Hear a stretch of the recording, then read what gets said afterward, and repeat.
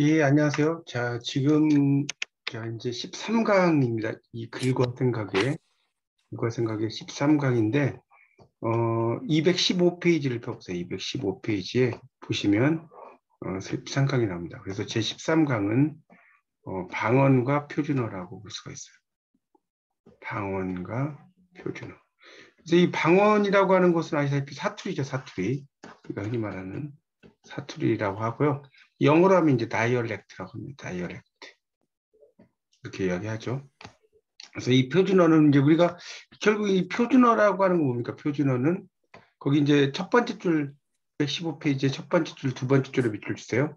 표준어는 한 나라의 공통어로서 그 나라를 대표하는 언어이다. 이런 말 나오죠. 이게 표준어고요. 자, 이건 좀 필기를 좀 해주시면 좋겠는데 그 215쪽 위쪽에다 좀 써주시면 좋겠어요. 우리가 이제 표준어의 기능이 있어요. 표준어의 기능이 한 세 가지가 있는데 첫 번째는 이제 표준어는 한 나라의 국민을 언어적으로 통일시켜준다. 통일시켜준다. 이게 이제 첫 번째 표준어의 기능이죠. 그래서 이것은 결국 뭐냐, 표준어에 통일시켜주고 이것이 이제 바로 표준어의 일종의 통일의 기능이라고 할 수가 있습니다. 통일의 기능이라 할 수 있겠고요. 자, 두 번째는 이 표준어의 사용 능력이죠. 사용 능력은 정상적인 교육을 받았음을 나타내주죠. 정상적인 교육을 받았음. 자, 표준어의 사용 능력은 정상적인 교육을 받았음을 나타내주죠. 자, 그러니까 이게 이제 정상적인 교육을 받았다는 것은 뭐예요? 딴 사람보다 우월해진다는 거죠. 자, 그러니까 이게 우월의 기능이라고 볼 수가 있겠습니다. 첫 번째는 표준어의 기능은 한 나라의 국민을 언어적으로 통일시켜주는 거고요. 서울말 쓰는 거니까. 그럼 두 번째는 표준어의 사용 능력은 정상적인 교육을 받았다는 거죠. 그러니까 우월이죠. 다른 사람보다 우월하다는 거죠. 사투리 쓰는 것보다는. 자, 세 번째는 뭐냐면 이 공적인 언어 생활에서 이 표준어를 사용해야죠. 표준어를 사용해야 한다. 사용해야 한다. 자, 그래서 이것을 이제 우리가 뭐라고 하냐면 준거의 기능이라고 해요. 준거가 뭔지 모르겠다. 이 준거는 기준이 되는 근거란 뜻이에요. 기준이 되는 근거. 이걸 이제 우리가 이 준거라고 이야기합니다. 준거. 그래서 시험 문제 되게 잘 나오는 것 중에 뭐냐면 이건 꼭 알아두세요. 다음 중 시험 문제 그 유형 써보세요. 다음 중 표준어의 기능이 아닌 것은 표준어의 기능이 아닌 것은 자, 이렇게 나올 수가 있겠거든요. 자, 그러면 이제 이걸 여러분이 보시고 이제 답을 찾으시면 돼요. 1번 통일의 기능, 2번 우월의 기능, 3번 준거의 기능, 4번 뭐 분열의 기능. 예를 들어서 그럼 분열의 기능이 답이 되겠죠. 그래서 이 표준어의 기능 1번, 2번, 3번. 지금 이게 3번입니다. 잘 필기해 놓으셔서 알아두시면 됩니다. 이 부분은 뭐 그렇게 어려운 게 없어요. 그런 것들만 여러분이 잘 정리하시면 풀 수가 있습니다. 그래서 215쪽은 이제 다른 건 볼 거 없고요. 지금 제가 말씀드린 표준어의 기능에 대해서만 여러분이 잘 필기를 좀 해두시면 좋을 것 같습니다. 자, 그렇게 하고 넘어가도록 하겠습니다. 자, 그 다음에 이제 216페이지로 넘겨보세요. 자, 216페이지로 이제 넘어가면 표준어의 방언의 혼용인데 거기 세 번째 줄 끝에부터 밑줄 세요. 새우의 방언형 생이, 새뱅이, 새갱이, 세비. 아마 여기 이제 시골 출신들 전라도라든지 이런 쪽 세비란 말 많이 들어보셨을 거예요. 새우의 방언으로. 그렇죠? 근데 이제 그 말고도 이렇게 방언형 표준어의 사투리가 많이 쓰인다는 거고요. 그 다음에 두 번째 단락에 보면 역설적으로 이제 표준어의 사정의 필요성이다. 그래서 쭉 내려가 보면 한 다섯 줄 뚫어가 있죠. 뚫어 있죠. 이 뚫어인데 이게 이제 밑에 보면 구멍을 뚫어 있죠. 구멍. 근데 이걸 이제 경상도라든가 이런 데 가면 군역을 뚫어 이런 말 들어보셨을 거예요. 여기 이제 경상도 출신들은 군역을 뚫어 이렇게 쓰기도 하고요. 또 여기 나오죠. 군기를 뚫어. 뚫보 이렇게 씁니다. 이게 이제 재밌는 것은 뭐냐면 여러분 이제 3학년 때, 4학년 때 나중에 공부하시겠지만 중세국어에 보면 고경이라는 게 있어요. 고경. 고경이 뭐냐면 명사가 활용되는 거예요. 우리가 이제 체언이 활용되는 거는 아니 용언이 활용되는 거는 활용이죠. 활용. 맞죠? 이 동사, 형용사 변하잖아요. 활용이라고 하는데 이 명사가 활용되는 걸 고경이라고 합니다. 고경. 그래서 예전에 이제 고어에 보면 나무가 나무였어요. 나무. 이게 나무예요. 요즘 말로. 근데 이게 그 나무에 하면 남기 이렇게 써요. 남기. 이게 요즘 말로 나무예요. 이렇게 쓰이거든요. 이런 걸 이제 명사도 바뀐다 해서 뭐라고 한다? 고경이라고 한다. 고경. 고경. 이건 이제 1학년이 공부하시기 조금 어려울 수 있겠지만 나중에 이제 배우실 겁니다. 어쨌든 이 뚫어라고 하는 것이 이제 뚫번데 이 구멍을 이제 군역, 뭐 군기 뭐 이렇게 쓰는 것들이 이제 또 사투리로 쓰이기도 하고요. 하여튼 옛날 말들은 참 어려운 것들이 좀 많이 있습니다. 그렇게 이해하시면 되겠습니다. 여기서는 이제 뭐 군역이라든가 나오는 이제 군기라고 하는 것은 이제 그 사투리로 쓰인 건데 제가 말씀드린 것은 여기 책에는 없지만 이렇게 옛날에는 이렇게 명사도 활용을 했다라는 것을 말씀드린 거예요. 아시겠죠? 넘어가겠습니다. 자, 그 다음에 이제 그 밑에 단락에 보면 우리 이제 벽시와 신나락이죠. 그래서 표준어 벼를 남부방언에서는 나락이라고 그래요. 나락. 그러니까 이게 이제 나락이 방언형이에요. 여러분 이렇게 쓰인 거 있죠. 이렇게. 이걸 방언형이라고 써서 이게 방언형이에요. 영어로 end 아닙니까? end. 표시인데 방언형이라는 뜻이고요. 그래서 벼의 종절산 벽시를 남부방언에서는 나락시라고 쓰지 않고 원래 나락이 시잖아요. 이렇게 써야 되는데 이렇게 쓰지 않는다는 거. 어떻게 쓰냐? 신나락이라고 씁니다. 신나락. 이게 맞다는 거예요. 그러니까 우리 많이 쓰는 말이 뭐예요? 귀신 신나락 까먹는 소리 하고 있다 이런 말 쓰잖아요. 그때는 귀신 벽시 까먹는 소리 한다 이런 말 안 쓰죠. 그렇지 않나? 귀신 벽시 까먹는 소리 한다 이런 말 안 쓴단 말이에요. 이게 이제 속담인데 이제 속담 속에 이렇게 방언이 투영된 것이다 이런 이야기죠. 그래서 이제 그런 이야기를 쓴 겁니다. 그러니까 이 속담에서는 이제 방언이 쓰이게 됐다는 거예요. 그러니까 어떨 때는 방언이 표준어일 수도 있고 막 그렇다는 겁니다. 그러니까 방언이 나중에 표준어가 되기도 하고 막 그래요. 자, 217쪽을 보시면 1번 만나다, 맛있다, 맛지다. 이거 만나다와 맛있다, 재미나다, 재미있다 표준어죠. 근데 맛지다, 재미지다는 아까 이야기했죠. 이렇게 나오는 건 방언 표시예요. 무조건. 그러니까 방언이라는 소리예요. 그다음 먼나다 이렇게 나온 건 비문이에요. 문장이 아니라는 거. 비문입니다. 그러니까 멋있다, 멋지다는 되고요. 신나다, 신명지다 되는데 신이 있다, 신명이 있다. 자, 이건 다 비문이죠. 그렇게 이해하시면 되겠습니다. 아시겠죠? 자, 그다음에 그 다음 달라. 표준어와 방언이 경쟁 관계에 있는 때도 많다. 표준어였던 빈자떡. 이거 되게 재밌죠? 그럼 빈자떡이라는 말은요. 원래 이제 중국어에 빙저라는 써놓으세요. 중국어가 있어요. 빙저. 이 빙저라는 말이 우리나라 오면서 빈자가 돼버린 거예요. 근데 이게 재밌는 것은 빈자라고 하는 것을 이제 나중에 빈자떡이 뭘로 되냐면 빈대떡이 돼버려요. 빈대떡이 됩니다. 그 빈대가 뭐냐? 손님 빈자에 접대할 대자. 그러니까 손님을 접대한다는 거. 손님을 접대하는 떡이다. 근데 이런 뜻도 있고 빈대처럼 납작하다. 납작한 떡이다. 이런 뜻도 돼요. 이 빈대떡이 손님을 접대한다. 이런 의미로 쓰이고 또 이제 이게 빈자인데 빈자니까 이거 가난할 빈자를 써가지고 가난한 사람이 먹는 떡이다. 빈자를 보면 재물을 나눴죠. 재물을 나누면 가난해지는 거예요. 그래서 가난할 빈자가 되는 건데 이렇게 또 이제 해석을 하게 돼요. 빈자떡이니까. 그래서 우리 뭡니까 양복 입은 신사가 요리집 문전에서 매를 맞는다. 왜 맞을까? 왜 맞을까? 원인은 한 가지 돈이 없어. 노래 있죠. 양복 입은 신사. 거기에서도 이제 돈 없으면 집에 가서 빈대떡이나 부쳐 먹지 뭐 이렇게 나오지 않습니까? 그게 이제 이 빈대떡이라는 의미가 여러분은 이게 도대체 어떤 뜻인지 잘 모르셨을 건데 원래는 빙저라는 중국어에서 온 겁니다. 이건 잘 모르셨을 거예요. 하여튼 그래서 빈자떡을 빈대떡이 밀어냈다 표준어였던 그리고 이제 빙자 우렁생이보다 방언형 멍게가 더 많이 있어요. 여러분 멍게 비빔밥 이런 말 들어보셨죠? 멍게가 원래 방언이라는 거예요. 방언. 그렇죠? 그다음에 이제 멍게가 복수 표준어가 됐어요. 그러니까 이 우렁생이도 표준어고 복수 표준어라는 것은 우렁생이와 멍게를 다 쓴다는 거예요. 이걸 이제 복수 표준어라고 하는데, 근데 재밌는 것은 복수 표준어라고 하더라도 먼 게를 더 많이 쓴다는 거예요. 그렇죠? 그렇게 이해하시면 되겠습니다.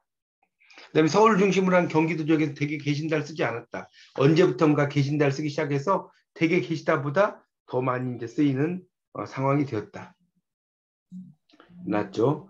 그래서 이제 정착이 되면 계시 이런 것에 이제 이야기를 또 쓴다고 합니다. 그러니까 이제 대개 계신다 이런 말이 이제 처음에는 쓰이지 않았다가 이제 많이 쓰게 됐다 이런 정도로 이해하시면 돼요. 그러니까 여기서 이제 중요한 것은 거기다 쓰세요. 방어는 사투리죠. 끊임없이. 그 필기하세요. 마지막 단락 그 바로 위에 표준어에 도전한다. 표준어에 도전한다. 자, 그래서 이걸 이제 우리가 뭐라고 하냐면 방언의 간섭이라고 하는 거예요. 방언은 끊임없이 표준어에 도전하고 방언의 간섭. 그래서 방언이 표준어에 간섭하는 예는 다르다. 이 다를 이자죠. 대신에 틀리다. 이게 이제 틀리다인데 이거는 뭐냐면 사람이 하는 것은 거짓되죠. 그래서 이게 거짓될 이자예요. 사람이 하는 것은 거짓되니까 거짓될 이자로 보시면 됩니다. 그런 의미로 이제 쓰이는 거예요. 하여튼 이제 그런 정도 넘어가겠습니다. 자, 뒤로 넘겨서 218쪽에 이 일은 2번 그 일과 틀려요냐 달라요냐 이렇게 나왔죠. 자, 218페이지에 2번. 이건 당연히 틀려요다 X 달라요 동그라미. 달라요가 맞다는 거. 두 사람 말이 서로 틀리지가 아니라 다르지. 다르지 않은가 이렇게 써놓으세요. 동그라미. 틀렸어요가 아니라는 거예요. 그렇죠. 틀렸어요. 틀렸어요는 맞다 틀리다는 뜻이에요. 이해가십니까? 그러니까 틀렸다는 것은 우리가 correct 영어로 이제 올바른이고 incorrect 올바르지 않은 이게 틀린 예요. 다른이라는 것은 정답 있는 건 아니죠. 다르다는 거죠. 생각이 다를 수도 있고 그럴 때 쓴다는 겁니다. 자, 그다음에 이제 그 밑에는 이제 그 부정소를 이 부정소란 걸 안 같은 걸 부정소라고 하는데 형용사 뒤에 두는 장형 부정문을 사용한다. 무슨 말이냐면 3번 보세요. 산이 안 높다. 여기 안 높다 동그라미 쳐보세요. 안 높다. 세 글자죠? 근데 높지 않다 동그라미 쳐봐요. 높지 않다. 네 글자죠? 네 개죠? 자, 그러니까 이런 걸 뭐라고 하냐면 장형 부정이라고 하는 거. 네 글자가 더 기니까. 이건 뭐라고 하겠어요? 단형 부정이라고 하는 거. 짧으니까. 어렵지 않죠? 기니까 장형, 짧으니까 단형 부정이다. 이해하시면 되겠습니다. 얼굴이 안 예쁘다. 이것도 마찬가지죠. 안 예쁘다 밑줄, 예쁘지 않다 밑줄. 이건 네 글자, 이건 다섯 글자잖아. 이게 단형 부정이고 뒤에 있는 게 장형 부정이다. 이렇게 이해하시면 되겠습니다. 자, 표준어의 개념. 자, 여기는 마지막 단락에 밑줄 세요. 표준어 사정 원칙 제1장 1항을 보면 그 다음에 표준어는부터 밑줄. 교양 있는 사람들이 두루 쓰는 현대 서울말을 정함을 원칙으로 한다. 자, 교양 있는 1번. 교양 있는 사람들 1번. 그 다음에 두루 쓰는 2번. 그 다음에 현대 서울말 3번. 자, 이거 시험 문제 아주 잘 나와요. 다른 걸로 어떻게 나오냐? 자, 다음 중 표준어의 개념에 해당하지 않는 것은 그래서 교양, 그다음에 두루 쓰는 현대냐, 막 현재냐 이렇게 나와요. 이거 시험 문제 되게 잘 나와요. 정말. 그럼 뭐가 답이에요? 이게 답이에요. 현대와 현재가 뭐가 다르? 현재는 지금이에요, 지금. 이 현대 중국어로는 이게 시엔짜이라고 하는데 now죠, now. 바로 지금이라는 뜻이에요. 현재가. 그러니까 지금이란 뜻하고 현대는 좀 더 넓은 개념이죠. 아시겠죠? 바로 지금 쓰는 게 아니잖아요. 그렇죠? 그렇게 이해하시면 됩니다. 이게 시험에 잘 나오고요. 여러분 이게 그 글과 생각도 이게 공부를 할 때 무조건 막 책을 공부하는 게 아니고 중요한 부분이 있어요. 그걸 잘 보셔야 됩니다. 자, 219쪽에 4번으로 이제 들어갈게요. 4번. 이거는 이제 우로 발음한다는 거예요. 예를 들어서 이 서울말에서 이리로 가지 말고 저리로 가도록 하세요. 이리로 가지 말고 저리로 가도록 하세요가 원래 이제 표준어인데 이렇게 쓴다는 거죠. 서로 잘났다고 오늘도 싸우고 있던데 서로 잘났다고 오늘도 싸우고 있던데 우리가 학교 다닐 적에는 우리말 쓰지 못하게 하고 일본말 쓰라고 했어. 이것도 학교 댕길 적에는 우리말 쓰지 못하게 하고 일본말 쓰라고 했어. 이런 식으로도 이제 쓰인다는 겁니다. 이런 것들도 이제 쓰인다는 건데 뒤를 넘겨보세요. 자, 220쪽에, 그러니까 서울에서는 사의 밑줄진 부분을 오로 발음하지 않고 우라고 쓴다고 그랬죠.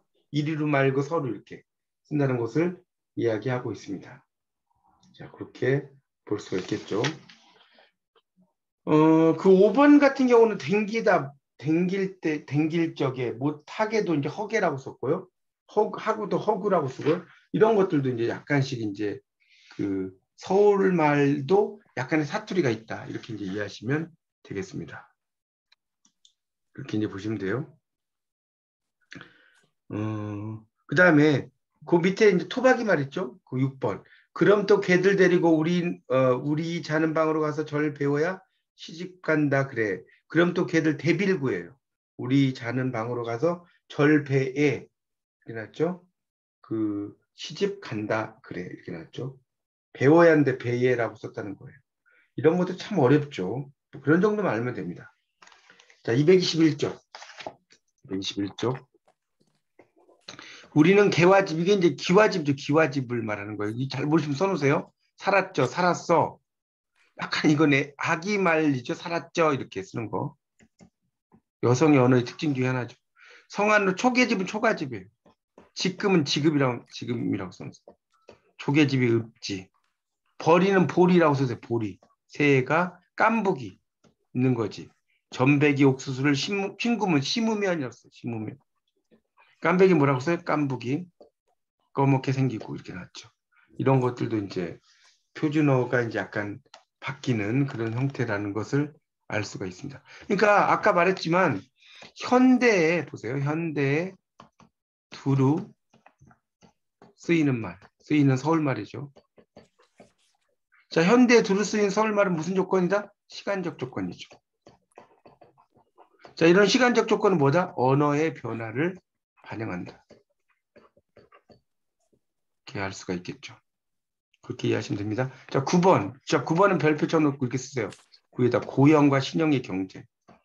옛날 형태와 새로운 형태라는 거예요. 그래서 복수 표준어입니다. 복수 표준은 뭔지 알겠죠? 둘 다 맞다는 소리예요. 넝쿨도 맞고 덩굴도 맞고 두동문인도 맞고 두동산이도 맞고. 여러분 두동문이하고 두동산이 밑줄 쫙 쳐놓고 윷놀이라고 썼는데 이게 윷놀이 할 때 쓴 거예요. 철딱운이 철딱선이 다 이렇게 맞습니다. 그 정도만 하고 넘어가겠습니다.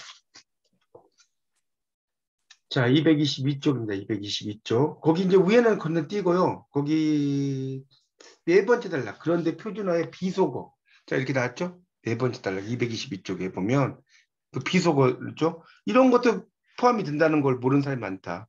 곱고 다듬어진 말만 표준어가 아니다. 귀퉁배기, 발목쟁이, 볼따구니, 뺨따기 등도 표준어에서 은연중에 제외하고 있다는 것이다. 나왔죠? 이제 이런 것들도 이제 비속어도 표준어였다는 거예요. 우리는 뺨만 표준어고 이렇게 뺨따기도 표준어다. 발목아지 뭐 이런 것 다 비속어지만 표준어다. 이렇게 이해하시면 되겠습니다. 자, 223쪽 둘째 줄. 정어법이 발달한 국어에서는 말투가 특히나 중요하다. 경기도 남부 지역의 방언을 보면 제보자로부터 들었던 이야기로서 생생한 기억. 시간이 없으니 어서 가자, 어서 가시지요. 시간이 없으니 빨리 가자, 빨리 가시지요. 안녕히 가세요, 또 오세요. 자, 우더런에게 빨리 가시지요는 말버릇이 없다는 거예요. 그러니까 이렇게 물음표를 2개 찍었다는 거는 비문은 아닌데, 이게 써보세요. 어색하다. 이걸 이렇게 표시하는 거예요. 이거는 뭐예요? 비문. 비문 뭐라고 써요? 이 비문이라고 그랬죠. 자, 그래서 어서 가시죠가 맞다. 안녕히 가세요. 또 오세요. 이런 건 뭐 넘어가고요. 그다음 밑에 보세요. 먹습니다가 이제 먹습니다죠. 먹습니다. 씁니다가 맞습니다. 그다음에 먹었습니까? 다 하시는 거 잡습니까? 잡았습니까? 머물다, 머무르다. 이건 머물어가 아니라 머물러예요. 머물러가 맞는 거예요. 그다음에 서둘렀다가 아니라 서둘렀다가 맞죠. 서둘렀다가 맞습니다.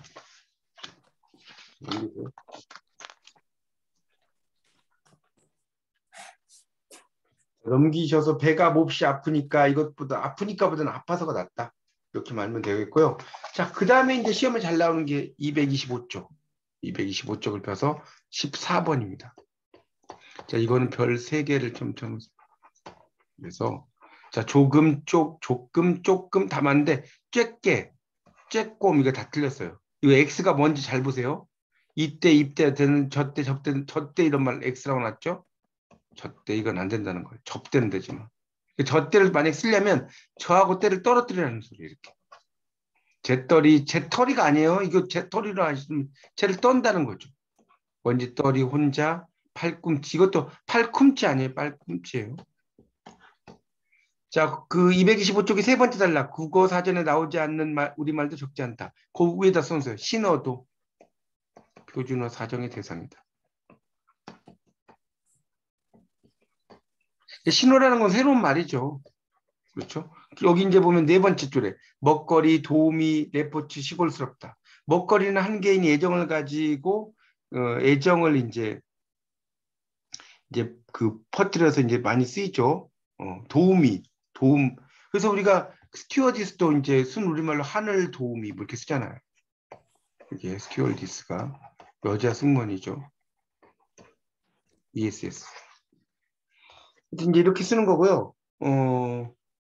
그러니까 원래 이제 먹거리는 비표준어예요. 원래는 비통사적 합성어라고 하는데 좀 어려운 말로 합성어는 이제 어떤 단어와 단어가 마주치는데 먹을거리가 원래는 뭐는 말이에요. 먹을거리 써보세요. 이게 이제 통사적 합성어예요. 통사적 합성. 이게 통사적 합성어인데 먹거리는 이게 어간에다가 이제 거리가 바로 붙어버렸잖아요. 그렇지만 우리가 많이 쓴다는 거예요. 비통사적 합성어지만 많이 쓰는 말이에요. 그렇게 이해하시면 되겠고요. 레포츠도 이제 보세요. 이게 왜 레포츠냐면 자, 이 레저잖아, 레저. 영어로 써보세요. 그다음 스포츠. 이거 합성어예요. 그러니까 레폴트가 되는 거예요. 여기가 레저, 여기 폴트죠? 합치는 거죠. 이제 운동 들일 때는 S가 붙겠죠? 레포츠가 되는 겁니다. 스포츠 운동이 하나일 땐 스포츠고 여러 개일 땐 S가 붙는 거야 아닙니까? 그다음에 그 시골스럽다는 밑에 있죠. 촌스럽다를 대신해서 전원적인 분위기를 내는데 적합하다. 촌스럽다보다. 그다음에 이제 먹거리는 국어의 문법에 따르면 잘못됐다. 먹을거리가 맞다. 볼거리, 뗄거리. 어간에다가 이렇게 붙이는 것은 비통사적이다. 이렇게 이해하시면 되겠습니다. 그것만 좀 알면 되겠고요. 넘겨보세요.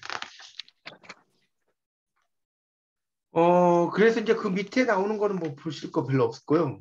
이제 글쓴이, 표준어의 방언에 관한 이야기 이런 것들은 그냥 넘어가면 되겠습니다. 제가 좀 지금까지 강조한 것들을 여러분이 좀 잘 보시면 될 것 같고요. 자, 이제 2번 우리나라의 방언과 국문학으로 넘어가겠습니다. 228쪽. 제가 지금 핵심적인 것만 이야기하고 있어요. 자, 여기서는 또 필기를 좀 하셔야 되는데 한 5가지를 좀 첫 번째 방언이 뭐냐?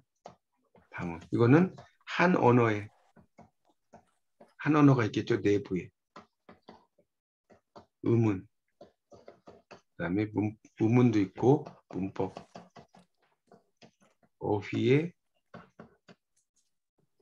차이가 인정되는 언어의 집단.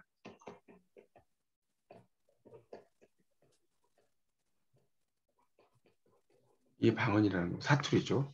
첫 번째고 두 번째. 그 방언 구획이라는 게 또 있어요. 자, 이 방언 구획은 뭐냐면 지역 방언들을 친하고 안 친한 거 친소 관계라고 그래요. 친소 관계에 따라 구분한 거. 이걸 방언 구획이라고 합니다. 이해가시죠? 그러니까 경상도 방언, 전라도 방언 이렇게 나눈다는 거죠. 그다음에 방언 구획 방법이 있어요. 이건 뭐냐면 이 경계를 보이는 선, 이게 경계선이죠, 경계선. 이게 이제 여러 겹치는 거. 이게 이제 방언 구획이 되는 거죠. 뭐 경상도, 전라도면 경상도와 경상도 뭐 이런 식으로 해서 겹치겠죠. 뭐가 의문이라든가 문법이라든가 어휘라든가. 네 번째 공통어. 이 공통어는 전국 공통으로 어디서나 의사소통이 가능한 언어. 의사소통이 가능한 언어. 이게 공통어고요. 이제 이거하고 이제 조금 이제 비슷한 표준어가 있어요. 표준어는 뭐냐면 이 공통어에서 여기서 이제 옥석을 가리죠. 옥석. 그래서 이상적인 언어로 다듬어 놓은 거. 이상적인 언어로 다듬어 놓은 거. 이것을 이제 표준어라고 합니다. 자, 그런 것들만 여기서 알면 됩니다. 여기 그 두 번째 파트는 앞에 있는 것보다 별로 할 게 없어요. 방언이 어떤 건지, 그다음 방언 구획이 어떤 건지, 방언 구획의 방법, 그다음에 공통어와 표준어. 그 차이점들을 여러분이 잘 이해하시면 되겠습니다. 자, 여러분 교재 228쪽에 보세요. 첫째 줄, 한 언어의 내부의 음은, 문법, 어휘의 차이가 인정되는 언어의 집단을 방언이라고 한다. 사투리라고 한다는 거죠. 그렇게 나오고요. 그래서 이제 네, 이 여보세요? 방언에서도 자, 그래서 괜찮아요? 예, 그래서 이제 어, 이 방언에서 잠깐 아니. 뭐, 괜찮은데, 괜찮아? 자, 그래서 그런 것들이 이제 있는데 이 이제 방언이라고 하는 것은 이제 그런 뭐 밑에 뭐 어쩌고 좀 읽어보세요. 뭐 별로 중요한 게 없고요. 자, 거기 이제 230쪽을 보세요. 230쪽. 230쪽을 보시면 1933년 나오죠. 그 세 번째 줄에 1933년에 이제 조선어 표준말, 한글 맞춤법 표준안이라고 한글 맞춤법 표준안이 이제 만들어지죠. 그걸 이야기하는 겁니다. 그런 것이고 이제 그 세 번째 단락에 보면 15세기 중엽의 한글 창제는 공통어의 발달과 보급에 큰 힘을 발휘했을 것이다 이런 말을 이렇게 전하죠. 15세기 중엽 한글 창 1443년에 한글이 창제됐으니까 15세기가 되는 거죠. 그렇죠? 그다음에 이제 그 다음 단락에 보면 1920년대 문학 작품이나 신문 잡지에 나타난 글은 비록 지방 출신의 필자의 것일지라도 방언이 아니라 공통어다. 그다음 밑줄 주세요. 이광수나 김동인의 작품을 읽더라도 평안 방언은 볼 수가 없다. 원래 이제 평안도 사람이지만 그렇게 쓰지 않는다는 거예요. 그걸 이야기하고 있습니다. 자, 231. 우리 문학 매제로서의 방언. 자, 우리 문학을 매제는 매개가 되는 소재 정도로 번역할 수 있을 것 같아요. 자, 그러니까 이제 우리 문학 매제로서 방언의 땡땡 문학은 언어를 매제로 하는 예술이다. 자, 문학이라는 것은 언어를 매제로 한다. 그거 알면 됩니다. 그래서 이제 그 다음 단락에 보면 현대문학에서는 공통어가 사용된다. 방언으로 유명한 제주도에서 간행된 그곳 출신 작가의 작품도 공통어 일색이다. 이런 말 나오죠. 그래서 이제 그런 것들이 있다는 그러니까 방언이 이제 대한문에서만 나타나지 제주도 출신들이 막 제주도 말로 쓰진 않는다는 거예요. 그렇게 이해하시면 됩니다. 근데 이에 반해서 공통어가 덜 보급된 시기 고전 문학의 경우에는 방언이 많이 나온다 이런 이야기예요. 막 길게 써놨는데 자, 그 다음 단락에 보면 이제 외국어의 경우와 마찬가지 우리나라 유명 무명의 문인들도 공통어를 가지고 작품을 창작했다 나오고 있습니다. 그 자기들의 이제 어떤 말들을 쓰는 것을 이야기하는 거 그런 정도. 자, 그 다음에 넘겨보세요. 자, 그래서 이제 그 방엔 거기 나오죠. 방엔 보난 굴묵랑 방해 232쪽 절긴 보난 도해낭 절기 이게 이제 현대어로 하면 방아는 보니 느티나무 방아 절국공이는 보니 복숭아나무 절국공이 이런 식으로 이제 쓴다는 겁니다. 그러니까 설화도 판소리 사설 그러니까 완판본 이 완판본이라는 건 완주판이라는 뜻이에요. 우리가 이제 이 판본은 경판본이 있고요. 완판본이 있어요. 이 경판본은 이제 서울 경기 반이고 완판본은 완주. 완주가 이제 제주도 아니 전주도 전주를 가리키는 거죠. 전주판은 완판본, 서울판은 경판본이다. 이렇게 볼 수 있습니다. 그러니까 방언이 나타난다는 거 완판이니까 이 전주판이니까 옛날에 이제 완산주라고 했죠 전주를 그렇게 이해할 수가 있습니다. 그래서 방언이 많이 쓰였다는 뜻이고요. 마지막에 남은 말이라는 뜻인데 이거는 뭐 그렇게 중요하지 않는데 하여튼 이 방언이라는 것이 이제 우리 말의 그런 형성에 상당히 이제 중요하다는 겁니다. 조금 이제 시간이 남아서 조금 더 부연 설명을 좀 하자면 그 뒤에 여백에다 좀 써놓으시면 좋겠습니다. 거기 여러분 교재에 그 234쪽의 아랫부분에 여백에다 좀 길게 하시면 좋겠습니다. 자, 거기다 필기 뭐라 하냐면 국어의 방언과 공통가 있는데 이걸 이제 국어의 방언 구획이라고 해요. 그래서 이걸 이제 보면 첫 번째 이제 보면 경상 방언. 이것은 동남 쪽이다.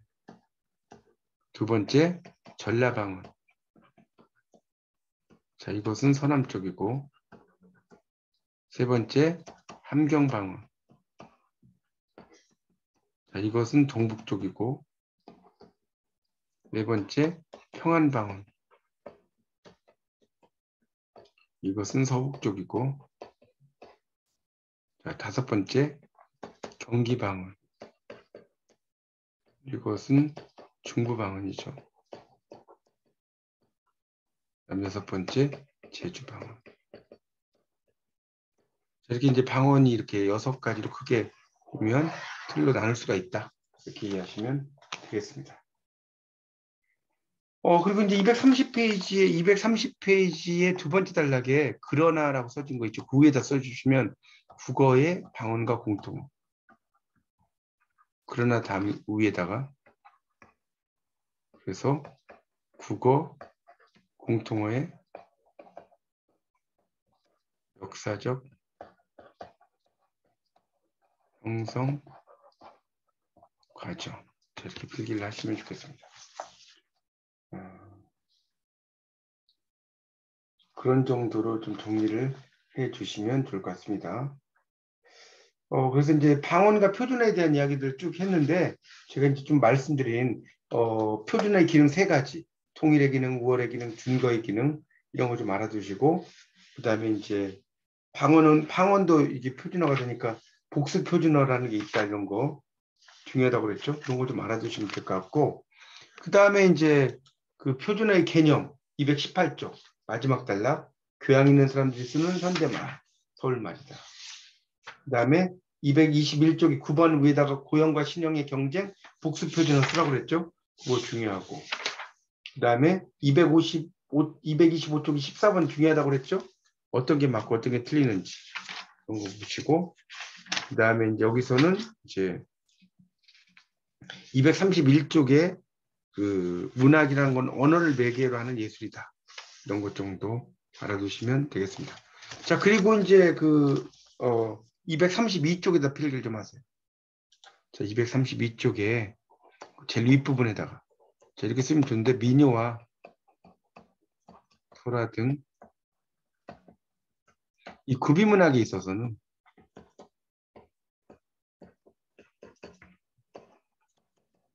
그 지방의 방언이 매개가 된다. 매개되는 재료죠. 자, 그러니까 다시 말하자면 이 구비문학은 방언에 대한 지식 없이는 이해될 수 없는 문학이다.